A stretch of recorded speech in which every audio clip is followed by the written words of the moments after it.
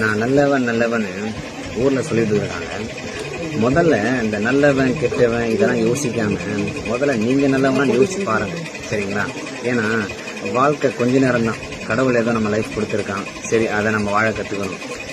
நமக்கு இந்த லைஃப் கிடைக்கலையா, ஸோ கிடைச்ச லைஃப்பை நம்ம வாழ்ந்துட்டு போகணும். அதாவது இல்லாததுக்கு ஆசைப்படக்கூடாது, முயற்சி செய்யணும். கண்டிப்பாக முயற்சி பண்ணாக்கா இல்லாத நம்ம கிடைக்கிறதுக்கு வாய்ப்பு இருக்குது. அதை விட்டுட்டு அவன் எப்படி இருக்கான், இவன் எப்படி இருக்கான், அவன் எப்படி போகிறான் பாரு, இவன் எப்படி போகிறான் பாரு, இது தேவையில்லாத பேசுங்க. எதுக்கு ஏன் பேசிகிட்டு இருக்கீங்க? ஒருத்தனை கம்பேர் பண்ணி வாழறதை முதல்ல ஸ்டாப் பண்ணுங்க. அப்படி கம்பேர் பண்ணி வாழறதால உங்கள் தரத்தை நீங்களே குறைச்சிக்கிறீங்க.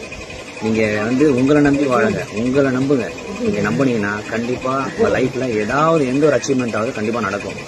சொல்லலாம் எதிர்பாராத லைஃப் நமக்கு மாறதான். இப்போ நம்ம சூப்பர் ஸ்டார் ரஜினி மாதிரியோ இல்லை டெண்டுல்கர் மாதிரியோ நம்ம லைஃப் மாறதுக்கு வாய்ப்பு இருக்குது. ஸோ நம்பி இருங்க, நம்பிக்கை மட்டுமே. ஏன்னா எதுவுமே நிரந்தரம் இல்லை.